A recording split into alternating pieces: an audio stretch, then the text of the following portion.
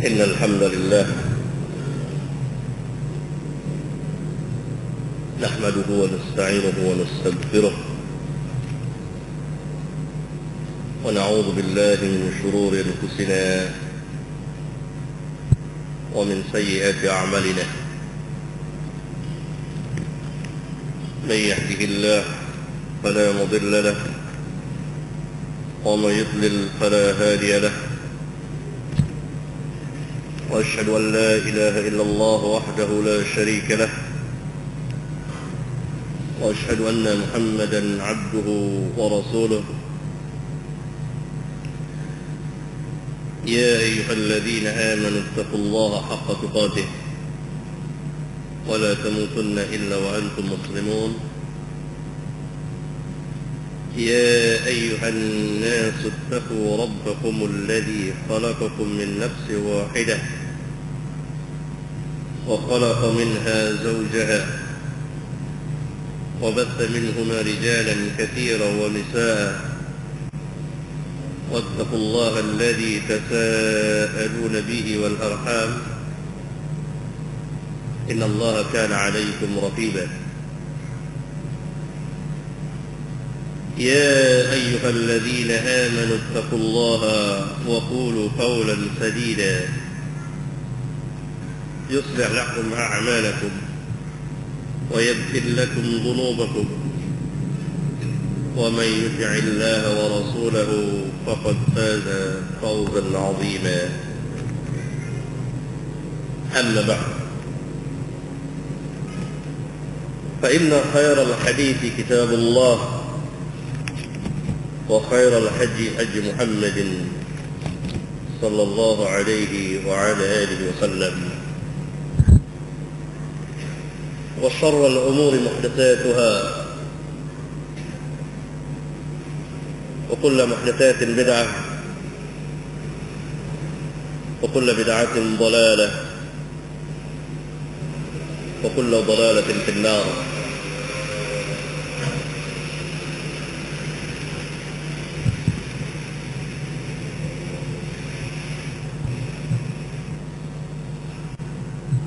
Saudara-saudara yang saya muliakan,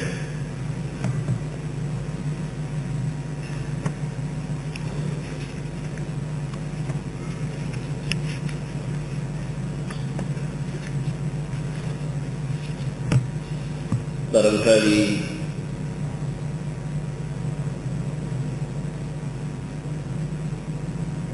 pada hari ini atau hari-hari dalam kehidupan kita ini, hari-hari yang dikatakan oleh Nabi yang mulia sallallahu alaihi wa alihi wasallam, hari-hari yang di dalamnya penuh dengan kesabaran.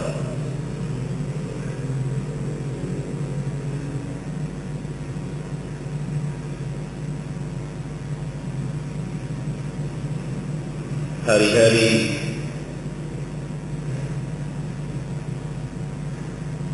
yang diuji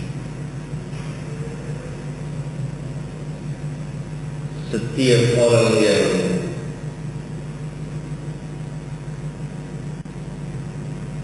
berpegang dengan apa yang dijalani oleh para sahabat ridwanullah alaihim jami'an, dari kekuatan dan keteguhan di dalam berpegang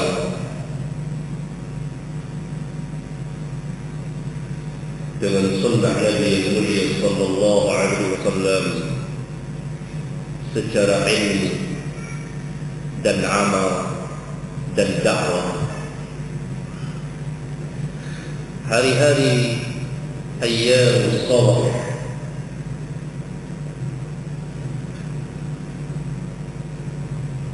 yang ditegaskan oleh Nabi yang mulia sallallahu alaihi wasallam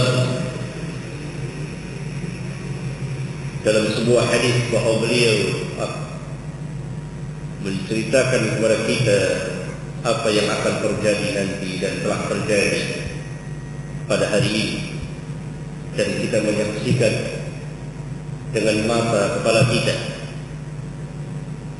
hari-hari yang di dalamnya penuh dengan kesabaran.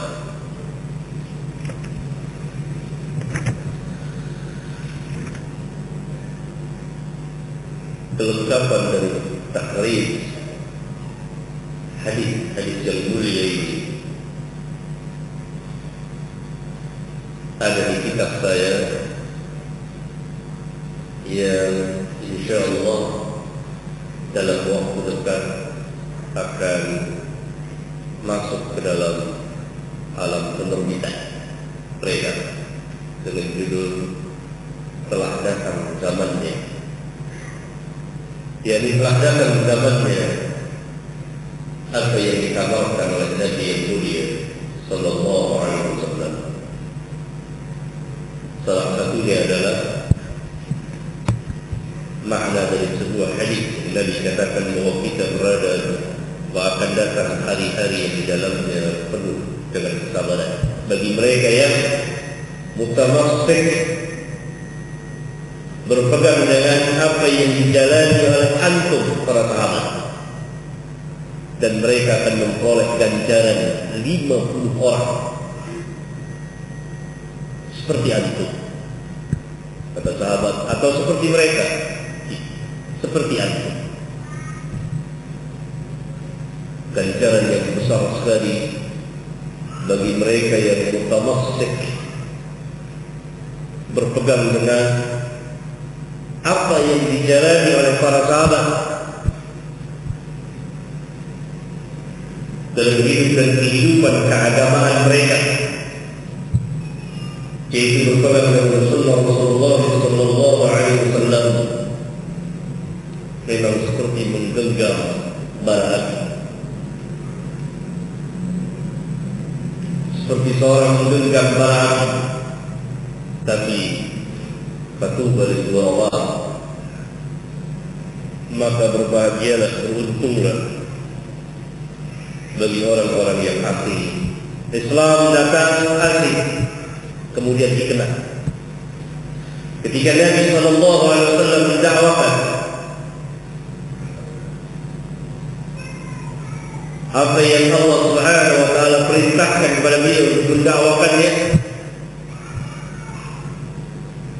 dan yang pernah dijawabkan oleh nabi-nabi dan rasul sebelum beliau, kalimat la ilaha illallah, asik.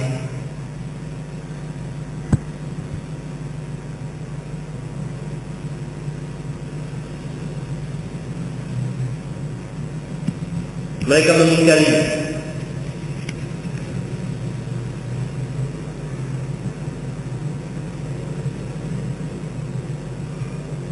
tetapi mereka paham apa yang didakwakan oleh Rasulullah sallallahu alaihi wasallam.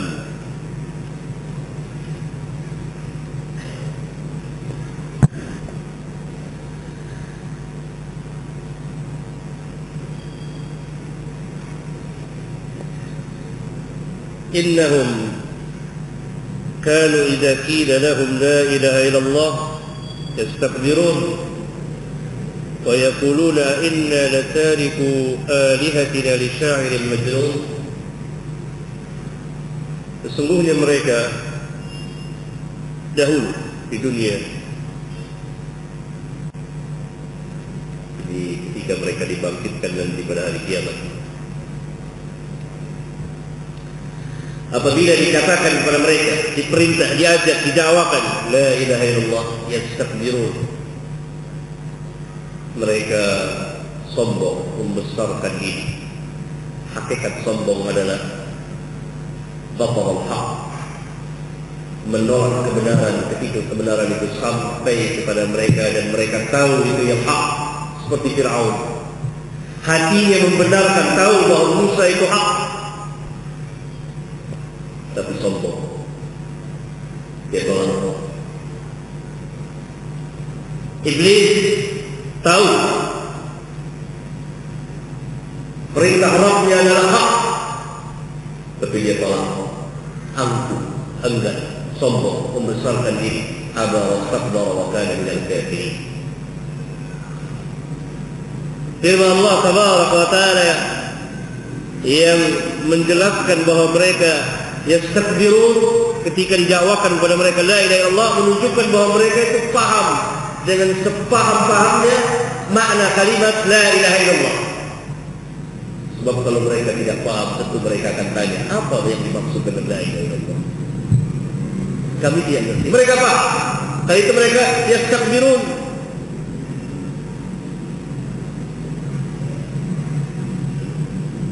Karena itu mereka mengatakan, apakah kami akan meninggalkan alihatina, Tuhan-Tuhan kami, untuk seorang penyair gila? Mereka paham, kalau mereka terima la ilaha illallah, resikonya adalah hancurnya seluruh berhala yang mereka jadikan Tuhan yang jumlahnya ratusan. Apa kita akan tinggalkan Tuhan-Tuhan kita hanya untuk seorang penyair gila yang mendakwakan kalimat bahwa tidak ada ilah kecuali satu, tidak ada yang diibadati kecuali Allah, la ma'budu bihaqqin illallah? Tidak paham.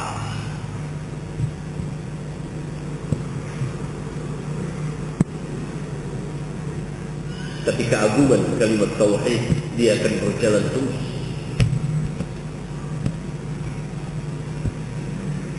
Dikenal terus. Islam banyak dikenal sampai pada Fathu Mekah, kemudian terjadi keasingan kembali seperti pada zaman kita sekarang ini. Jadi perubahan.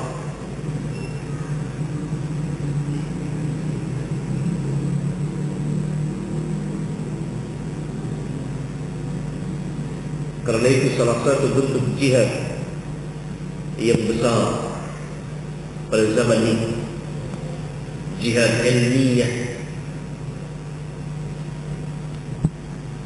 jihad menegakkan hujjah,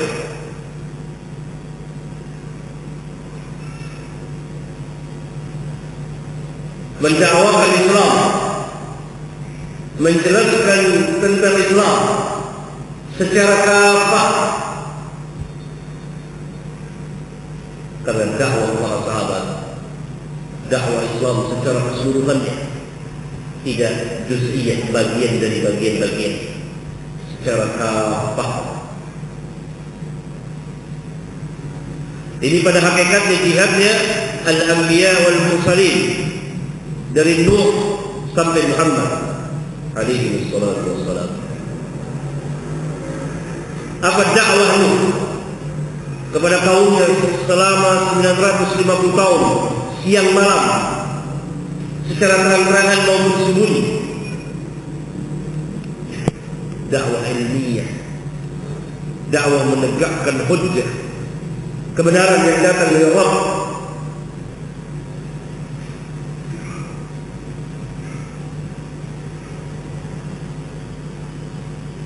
Apa yang didakwakan oleh Ibrahim kepada Namrud dan kaumnya? Dakwah dengan hujjah.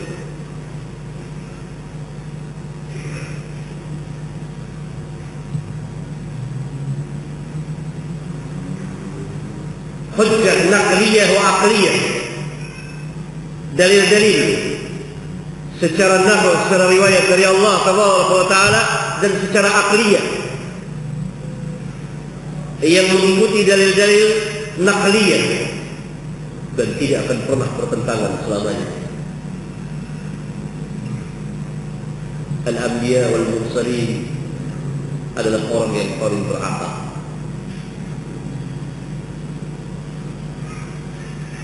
orang-orang yang cerdik, orang yang paling berakal dengan akal yang sehat, akal yang bersih. Demikian juga orang-orang yang mengikuti para nabi dan rasul. Apa dakwah Musa kepada Firaun? Hujjah. Apa dakwah Isa bin Maryam kepada Bani Israel? Hujjah. Apa dakwah Rasulullah kepada kaum? Hujjah. 13 tahun di Mekah. Karena itu kita jumpai ayat Al-Quran ketika orang-orang kuffar Quraisy menolak dakwah Rasulullah SAW, bahkan yang sebelumnya dari para nabi dan rasul bersama kaum mereka. Apa Allah katakan, qul hatu burhanakum in kuntum shadiqin. Qul hatu burhanakum in kuntum shadiqin. Katakan kepada mereka, hai Muhammad, katakan kepada mereka yang ingkar, yang tidak mau mengakui kerasulan, bahwa apa yang kau bawa adalah hak dan kau adalah seorang nabi dan rasul. Katakan, mana buktinya? Burhannya mana jika memang kamu benar?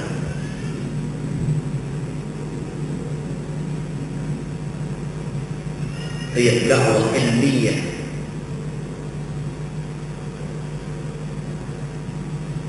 Sebab tidak ada artinya kalau seseorang hanya mengatakan ini dan itu tanpa bukti, tanpa hujjah. Harus dengan hujjah, harus dengan bukti, harus dengan dalil, harus ditegakkan. Qul hatu burhanakum in kuntum shadiqin.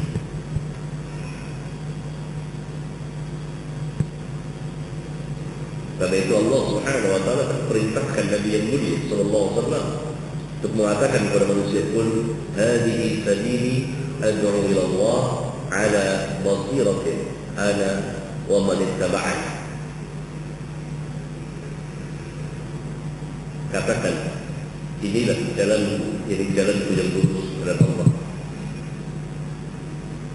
Aku ajak manusia dakwah, mengajak manusia ke jalan Allah bersama dengan orang-orang yang mengikuti atas dasar apa? Basirah. Basirah. Lihat tafsir Ibnu Katsir. Bagaimana Imam menafsirkan basirah. Ini tafsir salaf, tafsir dari seorang imam besar, dan tidak ada khilaf di antara ulama Ahlus Sunnah wal Jamaah yang berjalan di atas pemahaman salaful ummah. Basirah al-ilm. Al-Hafiz Ibnu Katsir menafsirkan basirah burhanun syar'iyyun wa aqliyyun. Burhan, burhan hujjah, dalil secara syar'i dan aqli.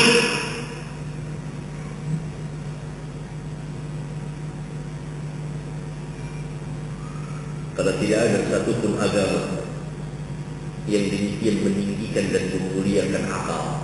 Bahkan akal jadi syarat sahnya taklif, beban, melainkan Islam. Tidak ada selain dari Islam yang sangat memuliakan dan meninggikan, tetapi menempatkan sesuatu pada tempatnya dan akal berjalan mengikuti wahyu. Karena yang menciptakan akal Allah Subhanahu wa taala, yang memberikan akal kepada manusia Allah Subhanahu wa taala.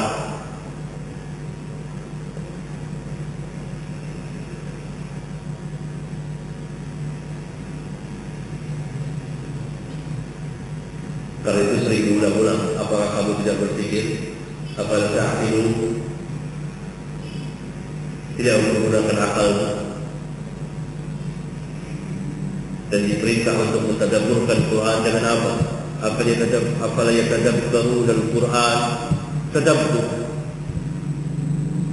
Am ala qulubin aqfaluha. Tidakkah mereka mau mentadabburkan Al-Quran, memahami? Atau hati mereka telah terkunci?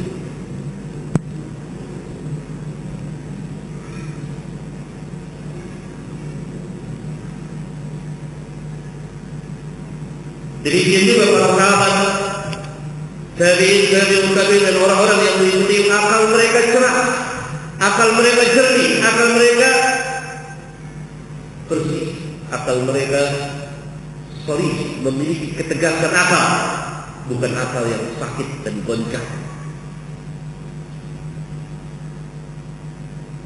Burhanun syar'iyyun wa 'aqliyyun. Burhan.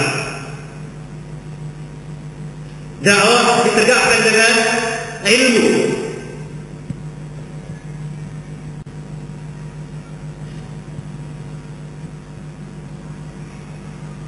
Karena itu mereka yang berjalan yang sunnah Nabi, mengikuti sunnah Nabi, mengikuti perjalanan para sahabat, dan ini wajib bagi setiap muslim beragama mengikuti cara beragamanya Nabi yang mulia sallallahu alaihi wasallam, cara beragamanya para sahabat ridwanullah alaihim jami'an yang mereka mengaku dengan Rasulullah dan diperintah oleh Rasulullah mendakwakannya kepada manusia. Beliau mengatakan kepada mereka, "Ballighu anni walau ayat." Sampaikan dariku meskipun seayat saja. Pembicaraan ini pertama kali ditujukan kepada para sahabat, karena para sahabatlah orang yang pertama kali berdakwah kepada umat, dan mereka yang paling paham tentang dakwah, paling mengerti tentang dakwah, dan mereka memiliki ilmu. Ballighu anni walau ayat liyuballigh syahid minkum al-ghaib. Hendaklah orang yang hadir di antara kamu menyampaikan kepada yang tidak hadir. Hadis yang mulia ini walaupun umum, tapi pertama kali Nabi SAW sabdakan para sahabat agar kita mempelajari, melihat apa yang didakwakan oleh para sahabat, bagaimana para sahabat menjalani agama ini, bagaimana mereka menyebarkan agama yang mulia ini penuh dengan hujjah.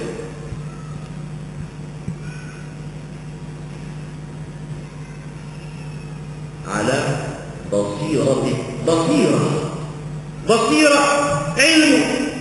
ilmu hujjah. Quran sendiri itu hujjah. Quran sendiri hudan linnas, tapi di dalamnya dijelaskan lagi dengan berbagai macam hujjah. Syahrul Ramadan alladzi unzila fihi al-Quran hudan linnas. Tidak berhenti sampai di sini. Allah katakan wa bayyinat. Bayyinat bentuk jamak. Wa bayyinatin apa? Minal huda. Lihat susunan ayat. Syahrul Ramadan alladzi unzila fihi al-Quran hudan linnas, hidayah. Tidak cukup sampai di situ, tapi wa bayyinatin minal huda. Hidayah itu dijelaskan lagi oleh hidayah lagi apa yang namanya di sini. Para mufassirin, mungkin saya tunjukin satu tafsir yang sudah saja didapat, tafsir Ibnu Katsir. Lihat dan tafsir ayat yang mulia. Apa bayyinat? Hujjatun, dalail, hujjah, alasan, dalil.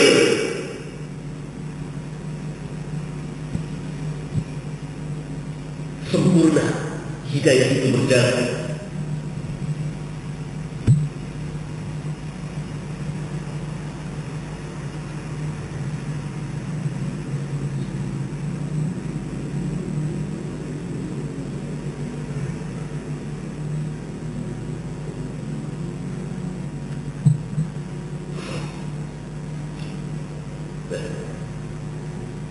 Semuanya hujjah.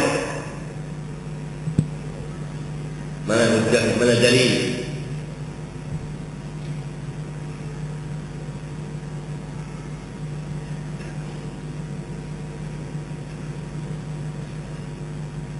Tidak bisa sembarangan orang berbicara. Ini boleh, ini tidak, ini jangan, dan seterusnya. Bisa. Harus ada hujjah. So, kalau hanya mengatakan tanpa hujjah, siapapun bisa. Dan itu sunnahnya Fir'aun. Sunnahnya para pengikut Fir'aun. Sunnahnya Namrud dan para pengikutnya. Sunnahnya Abu Jahal, Abu Lahab, dan orang-orang kufar Quraisy yang sekedar hanya menuduh ini dan itu kepada Nabi yang mulia sallallahu alaihi wasallam, tapi tidak ada bukti. Mana bukti? Qul hatu burhanakum in kuntum shadiqin.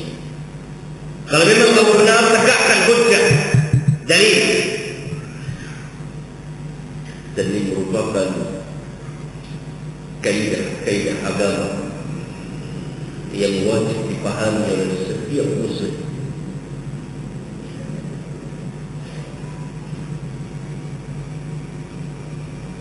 Oleh karena itu, tidak mungkin kita akan memiliki hujjah kalau kita tidak kembali kepada Alkitab dan Sunnah Nabi Sallallahu Alaihi Wasallam, mengikuti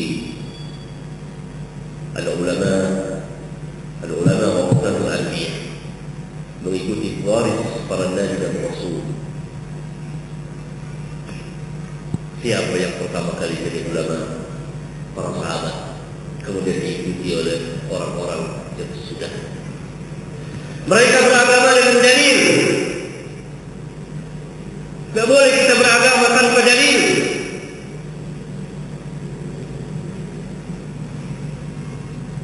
Kemudian tidak cukup dalil saja, tapi dalil itu harus ditempatkan pada tempatnya dan berjalan dengan benar. Hadis itu dalil atau bukan? Dalil. Dia harus ditempatkan pada tempatnya.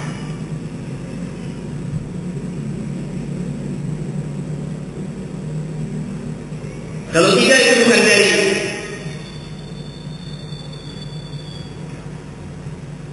Yang menyebutnya, menegakkan kebenaran, ada dalilnya. Kalau dari hadisnya sahih, sah datangnya dari Nabi Sallallahu Alaihi Wasallam, kemudian ditempatkan pada tempatnya dengan pemahaman yang benar.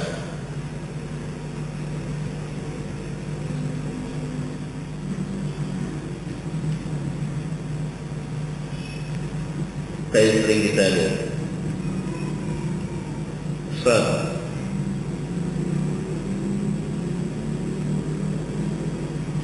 bagaimana hukum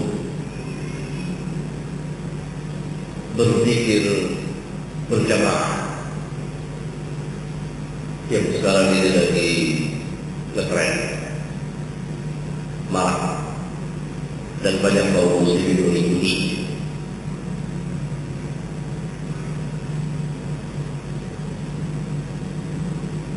Demikian juga zikir-zikir berjamaah di masjid-masjid selepas salat wajib dipimpin oleh seseorang. Saya jawab, itu tidak ada sunnah dari Nabi yang mulia sallallahu alaihi wasallam. Saya hanya menyambung perkataan para ulama dari para sahabat tabi'in dan seterusnya, termasuk imam yang empat. Dan yang paling besar di antara mereka Al-Imam Asy-Syafi'i. Bukan dari saya, dari mereka. Apalah artinya saya itu?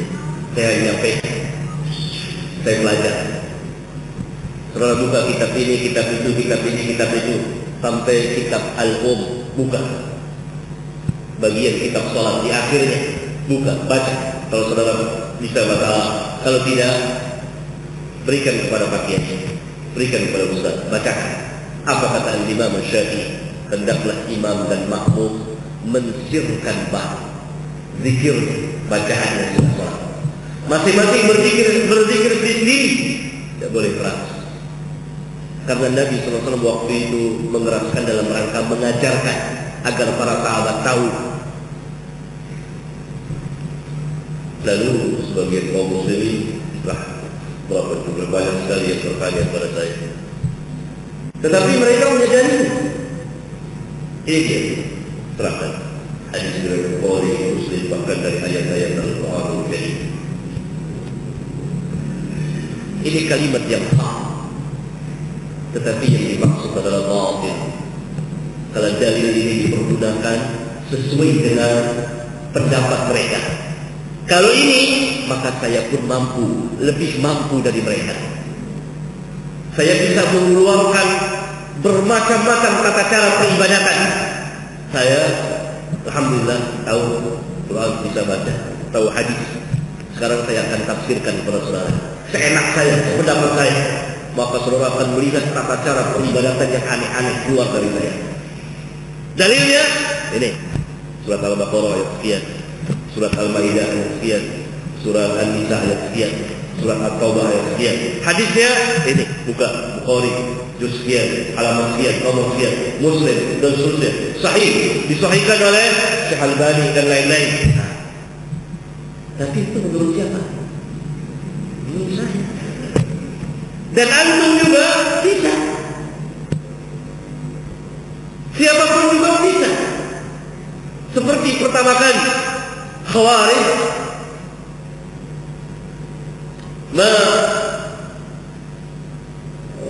berhujjah dengan ayat Al-Quran, tidak ada hukum kecuali punya Allah. Kepada Ali bin Abi Thalib dijawab oleh Ali, itu kalimat yang hak tapi yang mereka maksud batil. Kenapa? Ayat itu ditafsirkan sesuai dengan kemauan mereka, dibawa untuk mengikuti hawa kemauan mereka. Dan ini sahih. Siapa yang tidak mengakui ayat-ayat Al-Quran yang memerintahkan berzikir kepada Allah, ingat berulang kali kemuliaannya, keutamaannya dan ganjaran yang akan diperoleh oleh orang-orang yang berzikir, baik laki maupun wanita. Demikian juga di hadis-hadis bertebaran begitu banyak dan sahih yang Bukhari Muslim. Tidak ada yang mengingkarinya dan umumnya diketahui oleh kaum muslimin. Yang ditanya bukan itu, tapi sifat. Apakah cara yang mereka lakukan itu pernah dilakukan oleh Nabi yang mulia? Tanyakan. Itu yang kita tanya. Lihat, dalilnya sahih, tapi penempatannya tidak pada tempatnya. Kalau dilihat, maka itu kita perlu metode, cara untuk memahaminya dan menempatkan jalannya dalil dengan benar. Itu yang dinamakan dalam agama kita al-manhaj, manhajul haq. Cara metode bersikap beragama yang baik dan benar.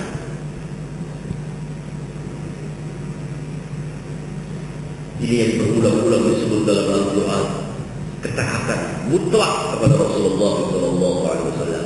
Siapa yang menyampaikan dari Rasul? Kita tidak berjumpa dengan Rasul. Siapa yang menyampaikan ya Rasul? Sahabat.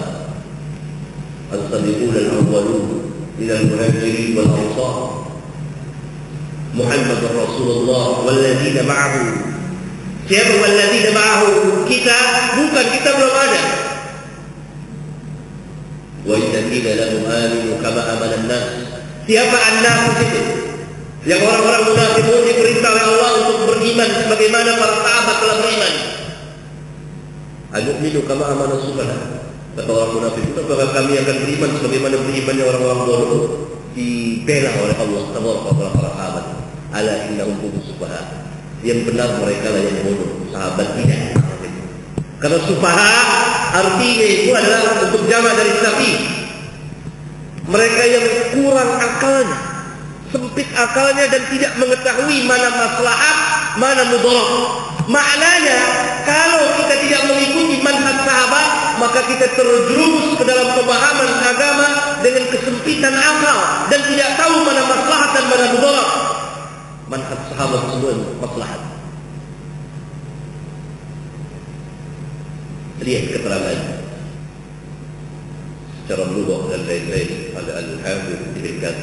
Saya bawakan satu tafsir saja karena mudah untuk diperoleh.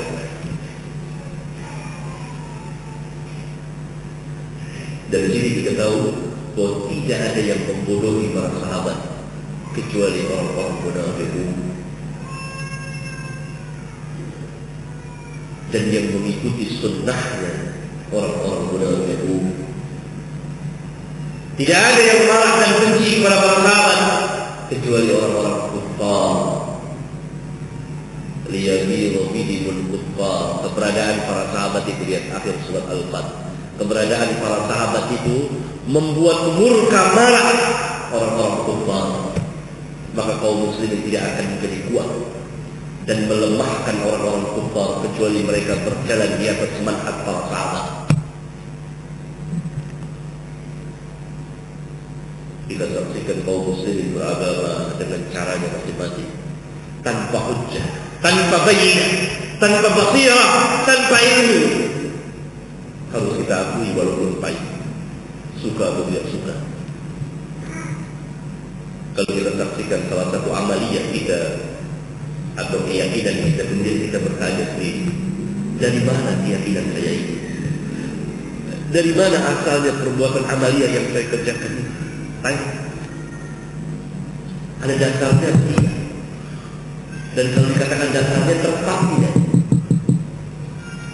Setiap orang-orang pikir berjamaah, dia bawa kerja Indonesia. Tapi tidak tepat, bukan itu yang ditanya. Sifat cara yang mereka lakukan, berkumpul bersama dengan satu suara, dipimpin oleh seseorang, kemudian beramai-ramai bertakbir, bertahlil, bertahmid, bertasbih dan seterusnya. Itunya yang ditanya. Sifatnya. Tidak ada seorang pun juga di dunia ini bisa berani menjawab. Nah, karena memang Nabi SAW tidak pernah mengajarkan hal seperti ini. Kita ketahui karena dari dahulu para sahabat telah memberitahukannya.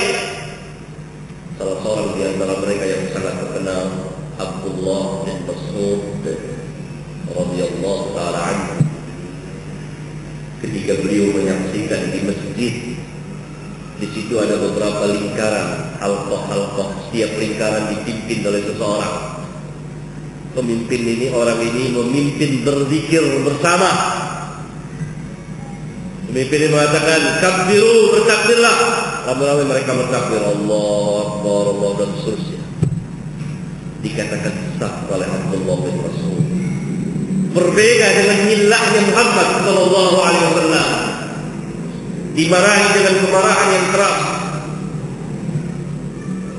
Padahal zikir yang orang-orang itu ucapkan lafaznya sunnah, ada hadis. Tasbih, tahmid, takbir, tahlil. Tapi kenapa disesatkan oleh Abdullah bin Mas'ud? Karena mereka telah menempuh satu cara, membuat satu cara yang tidak pernah diajarkan oleh Rasulullah SAW. Berarti mereka berdiri di satu lembah, Nabi di lembah yang lain. Mau berpisah karena itu maksud mengatakan kamu berbeda dengan milahnya, agamanya Muhammad.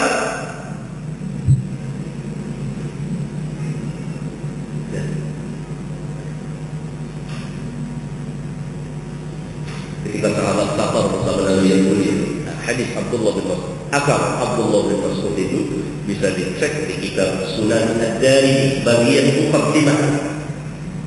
Kitab Sunan Ad-Darimi itu 2 juz, baru cetakan lama, dan di awalnya itu muqaddimah. Muqaddimahnya itu panjang, dan di situ dia bawakan riwayat Abdullah bin Mas'ud. Salah satu dari dikeluarkan oleh Imam Ad-Darimi. Mudah sekali kitabnya diperoleh di toko-toko kitab dalam bahasa Arab.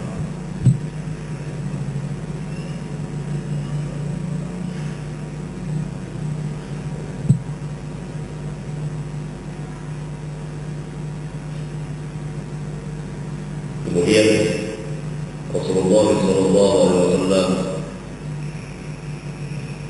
pernah safar bersama para sahabat, lalu mereka bertakbir dengan suara yang keras. Diperingatkan oleh Rasulullah SAW, kasihani diri kamu, karena kamu tidak menyeru kepada yang tuli dan baik. Bisa dicek hadis dari Bukhari dan Muslim.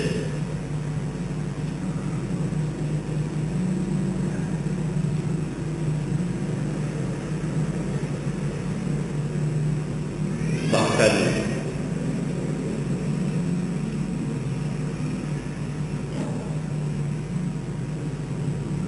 Rabbuna Jalla wa'ala menjelaskan dalam kitab yang mulia, Rabbaka fi nafsika tadarru'an wa khifatan wa duna al-jahri min al-qawl bil ghudwi wal 'asal wa la takun min al-ghafilin. Wadhkur rabbaka fi nafsik, sebutlah Rabbmu dalam dirimu, yang dimaksud terdengar olehmu sendiri, sirriyah, dengan penuh tunduk, berhina diri, takut kepada Allah. Wa dunal jahri minal qaul, bukan dengan suara yang keras.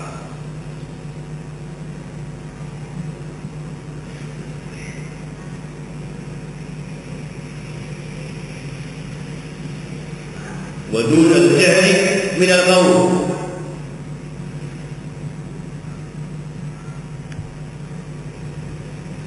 bukan dengan suara yang keras yang didengarkan oleh orang. Zikir, jangan penuh ketundukan. Itu salah satu dari sekian banyak contoh. Belum yang lain.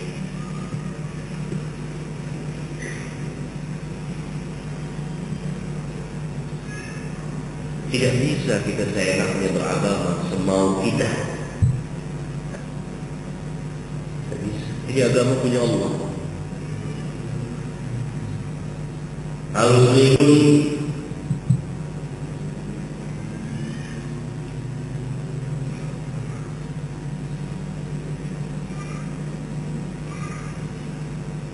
dan kaum muslimin harus dijelaskan, suka atau tidak suka.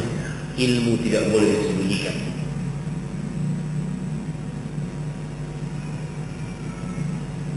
Mungkin ada sebagian orang mengatakan, mengapa mereka ini orang-orang yang menisbahkan diri dengan manhaj salaf selalu mengatakan ini bid'ah, ini salah dan seterusnya. Biarkan saja manusia beragama. Orang ini sadar tidak sadar telah menempatkan dirinya sebagai nabi, sebagai pembuat syariat, sebagai orang yang berhak untuk membolehkan dan melarang manusia.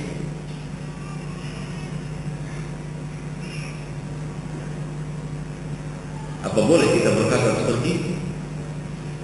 Biarkan saja manusia berdakwah semau dia, seolah-olah itu yang tahlilan, yang ini, yang zikir, biarkan saja. Kalau gitu apa artinya ketaatan kepada Nabi yang mulia? Apa artinya kita mengikuti Nabi yang mulia sallallahu alaihi wasallam? Ini perkataan yang paling buruk yang pernah diucapkan oleh seorang anak Adam. Afallahu anna wa anhu. Semoga Allah maafkan kita dan mereka. Semoga Allah memberikan hidayah kepada kita dan mereka.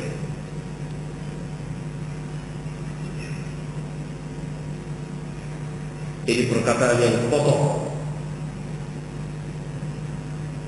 yang tidak patut diucapkan oleh seorang muslim.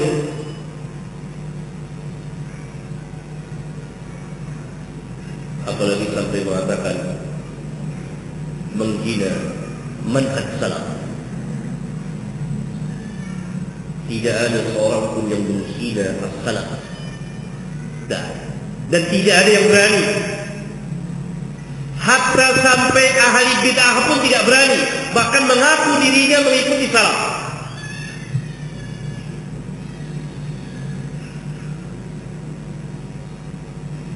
Karena ini kalimat kufur. Siapa salaf? Nabi yang mulia sallallahu alaihi wasallam. Siapa salaf? Sahabat yang Allah telah redhoi mereka. Apa kita mau membenci orang yang Allah telah redhoi, yang Allah jamin jannah? Siapa sahabat? Tabi'in dan tabi'ut tabi'in. Yang Nabi kita katakan, khairun nas qarni, thumma alladhina yalunahum, thumma alladhina yalunahum.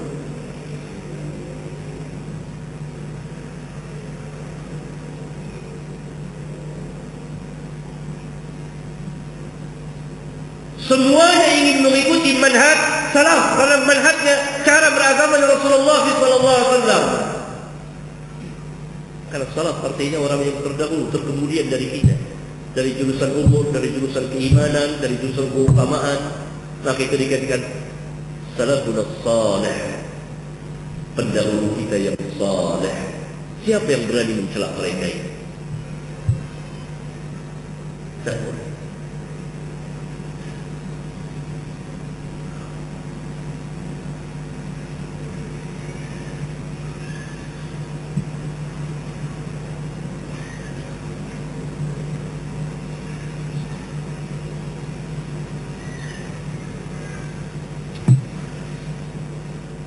Dari penjelasan saya,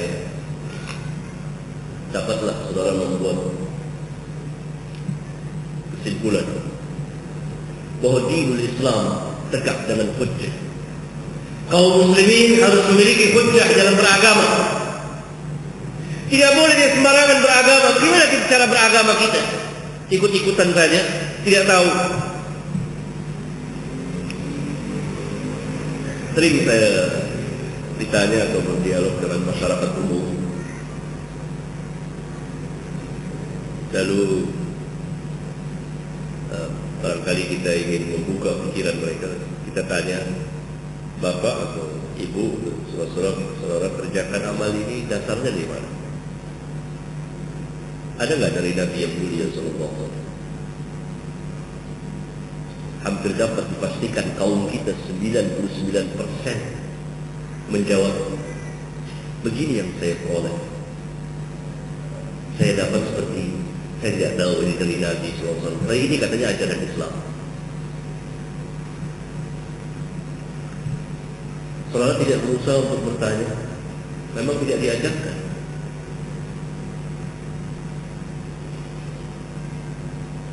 Ini berlangsung puluhan tahun. Dan itu harus diakui, walaupun pahit. Contoh yang paling baik dari kita sendiri. Saya meyakini ini, mana dasarnya?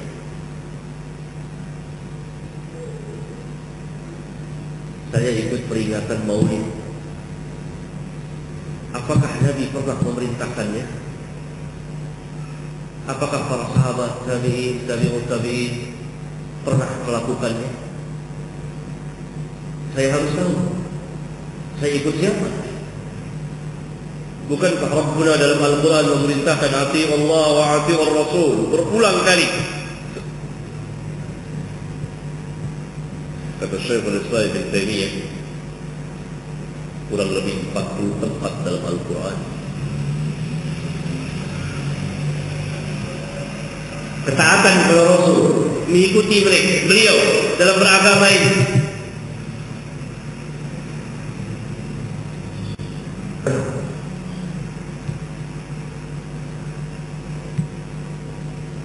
Coba kita tanya Saudara Menteri Haji Maulid, dasarnya mana? Mereka akan jawab, kita memuliakan, mengagungkan Nabi. Tanya, apakah Nabi memerintahkan kita mengagungkan beliau seperti ini caranya? Apakah boleh kita seenak kita, semau kita mengagungkan, memuji, memuliakan Nabi tanpa bimbingan dari beliau?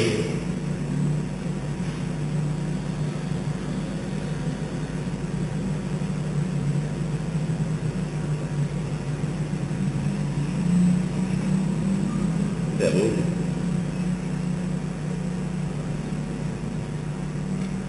Para sahabat pernah datang dari luar negeri melihat orang-orang pada sujud sama rajanya. Kemudian mereka tiba di Madinah dan langsung akan sujud kepada Rasulullah. Dilarang. Kalau boleh manusia sujud kepada manusia, akan aku perintahkan istri sujud kepada suami. Sebagian sahabat tadi mengatakan di hadapan Nabi SAW, bahwa di tengah-tengah kita ada orang yang mengetahui perkara yang gaib, dilarang langsung. Karena tidak ada yang tahu perkara yang gaib kecuali Allah SWT. Dan beliau tahu karena mendapat wahyu dari Allah. Dan lain-lain contoh banyak sekali.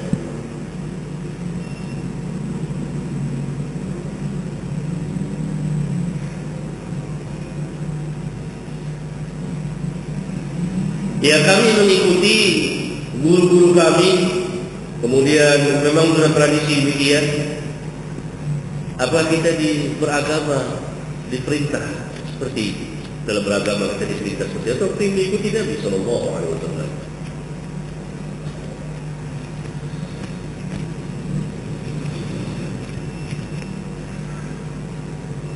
Jadi kesimpulan yang kedua, bahwa dalil atau hujjah itu harus berjalan di tempat yang tepat, dengan pemahaman yang benar.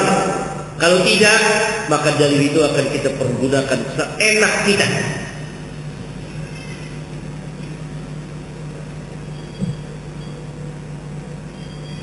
Dia pandai, dia ustaz, dia orang terkenal, bisa.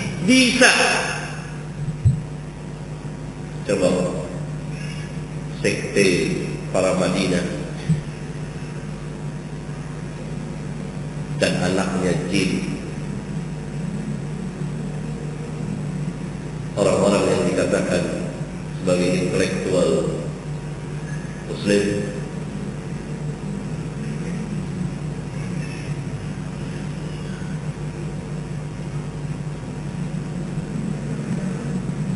bahwa dalilnya bahwa kitab fikih lintas agama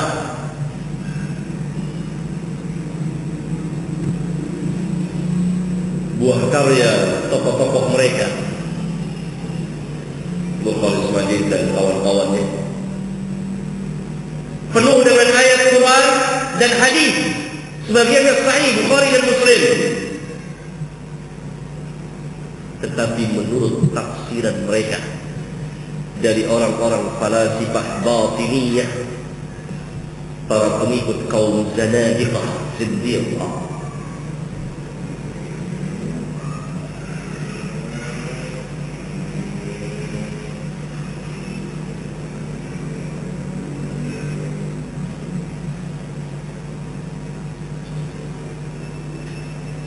mereka tafsirkan Islam itu apa? Islam itu menurut tafsiran mereka bukan agama yang berdiri sendiri.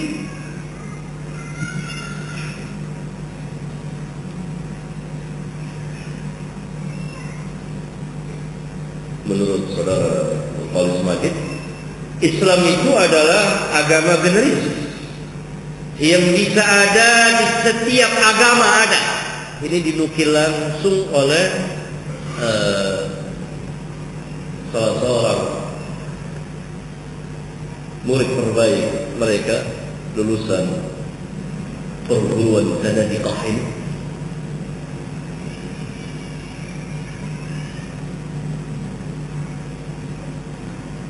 Ulil Absar.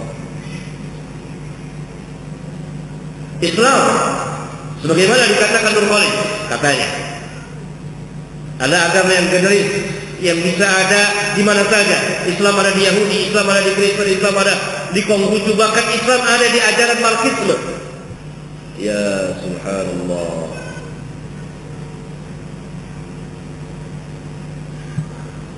Nur Khalid menafsirkan Islam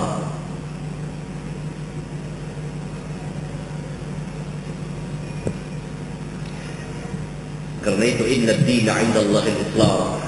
Tidak sebagaimana yang ada di terjemahan Departemen Agama. Tidak, itu salah. Menurut tafsiran mereka, terjemahan Departemen Agama apa? Terjemahan Al-Quran dari para ulama kita apa? Yang paling bagus saya terjemahan Depak itu tim, ada salah seorang pembesar ulama di sini, Profesor Hasbi Al-Siddiqi dan lain-lain, ya, memang ahli Quran, ahli hadis, fikih, ahli hukum. Semua terjemahkan inna dina 'inda Allahi al-Islam. Tidak ada agama yang sah di sisi Allah melainkan Islam. Jadi Islam itu merupakan din. Tapi lain lagi tafsiran sekte para Madinah ini. Islam bukan merupakan din yang berdiri sendiri, tapi dia bergenerasi, bisa ada di mana saja. Karena itu terjemahannya lain saja. Jadi siapa saja orang yang menyerahkan diri kepada Tuhan, berpasrah diri, itu Islam, Muslim. Karena itu Islam bisa ada di mana saja.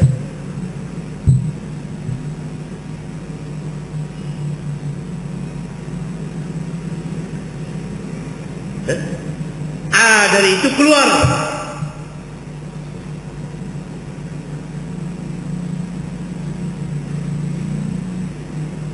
asas dari dakwah mereka yang utama. Sering saya ulang-ulang di mana saja, di majelis, di kitab saya, tulisan saya, bahwa mereka punya 3 asas dasar yang mereka kembangkan untuk mendakwakan. Pertama, pemahaman wihdatul adyan, kesatuan agama. Semua agama sama.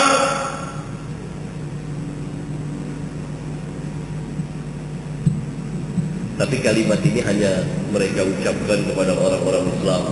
Mereka hanya berani kepada orang-orang Islam. Mereka tidak datang ke gereja lalu mengatakan kepada kaum Nasara, wahai kaum Nasara, agamamu dengan agama saya atau dengan agama Yahudi atau dengan agama Konghucu sama, tidak ada perbedaan. Atau mereka datang ke kampung Yahudi, masuk ke tempat peribadatan mereka, mengatakan pada kaum muslimin, karena memang mereka anak didik dari Yahudi.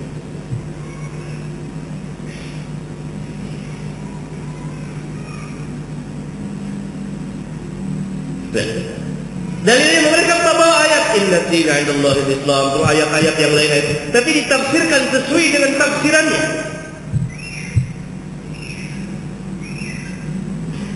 Sama.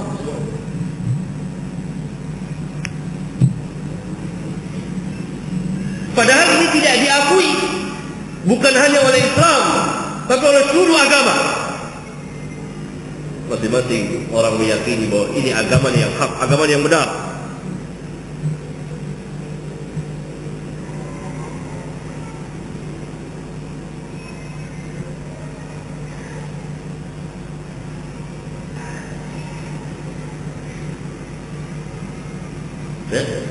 Perbudakan.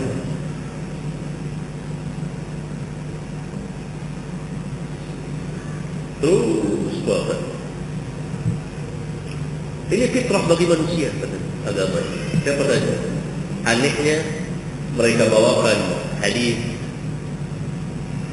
kullu mawludin yuladu 'ala fitrah. Setiap anak lahir atas dasar fitrah.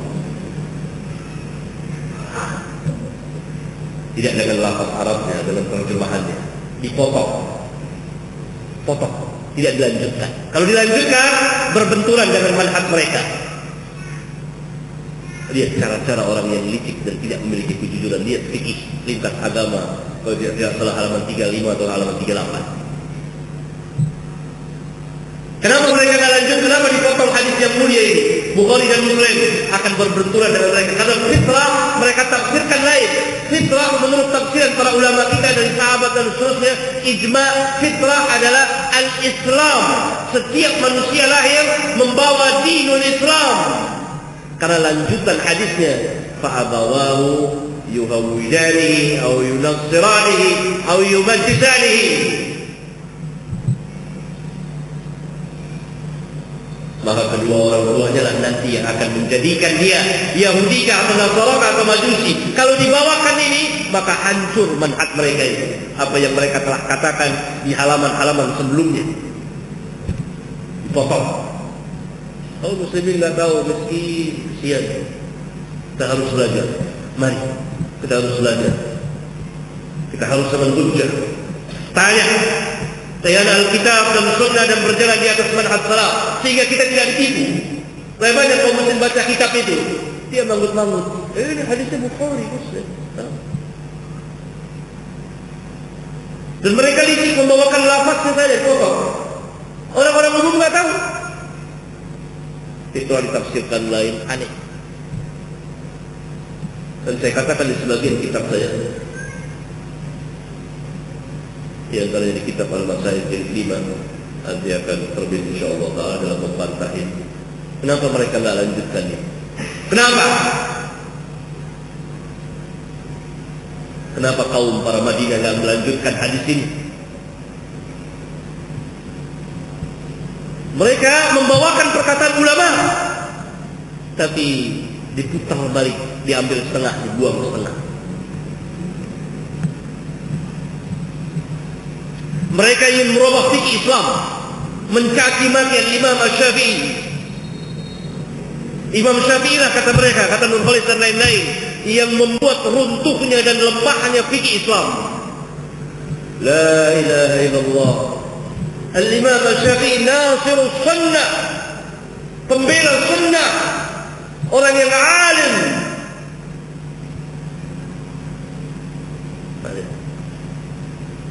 Tapi anehnya, ketika saudara Nur Khalis Majid membuat kata pengantar terjemahan kitab Ar-Risalahnya Imam Syafi'i, dia puji setinggi langit. Ada apa sebetulnya ini orang? Di satu sisi puji, besok dia celah, dihabiskan.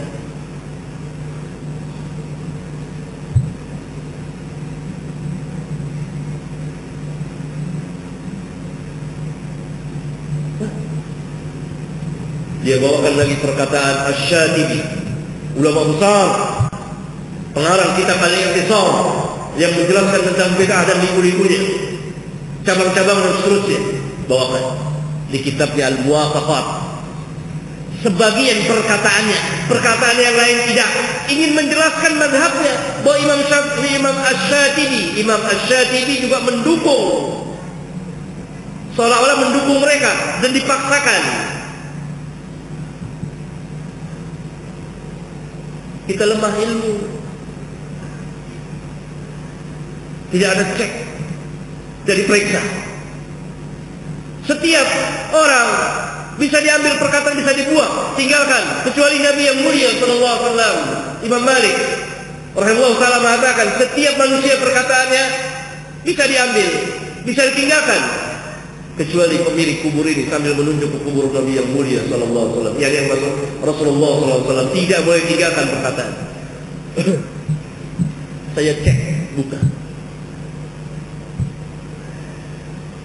Kitabnya ada pada kami, perpustakaan. Ternyata Al-Imam Asy-Syatibi menegakkan hujjah, dan dengan setegas-tegasnya, kalau Yahudi dan Nasara tetap dalam agama mereka, maka mereka dikatakan kufur. Sedangkan tafsir para Madinah tidak kufur. Yang kufur dahulu. Bagaimana dengan qul ya ayyuhal kafirun? Itu untuk orang-orang kafir dulu, sekarang tidak. Qul ya ayyuhal kafirun dikatakan, berarti ayat Al-Quran apa?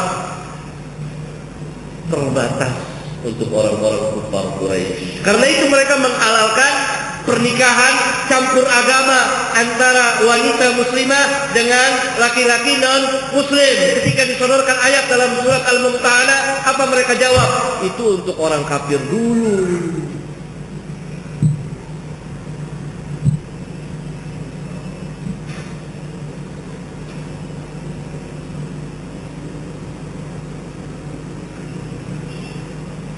Karena itu kaidah mereka berubah. Mereka paksakan untuk menerima pendapat yang benar dari kaidah usul, baik usul tafsir, usul hadis. Ibrah yang jadi pegangan umumnya lafaz, bukan sebab turunnya.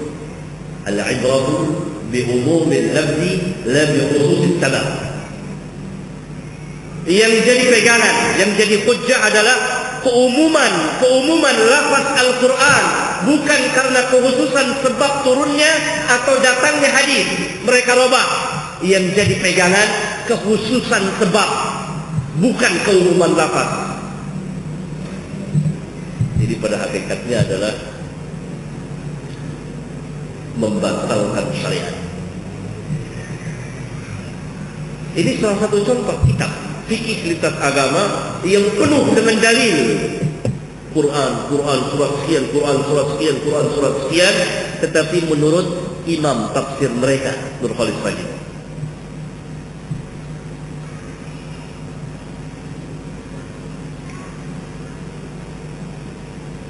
Maaf saya sebut namanya karena kita harus terus terang, karena di pembahasan ilmiah. Karena mereka pun nyebut nama saya sebut lagi. Sama-sama ada argumentasi, tapi sering saya ajak berjumpa, belum ada jawaban.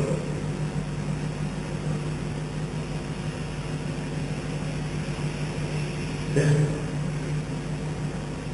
Maka itu kita harus punya hujjah, ilmu. Jangan dibodohi terus. Qul hadhihi sabili ad'u ila Allah ala basiratin. Basirah burhanun syar'iyyun wa aqliyyun. Kembali pada sunnah Nabi Muhammad sallallahu alaihi wasallam dalam segala hal. keyakinan, peribadatan dan seterusnya.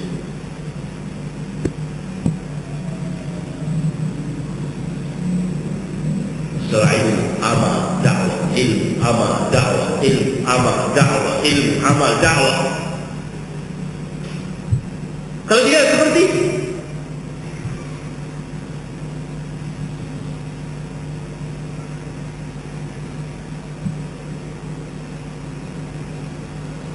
kemudian penghinaan kepada para sahabat, khususnya sahabiyun jalil, muhaddis ahli hadis pertama dalam Islam, al-hafiz pertama dalam Islam atas persaksian Nabi yang mulia sallallahu alaihi wasallam, Abu Hurairah radhiyallahu ta'ala anhu.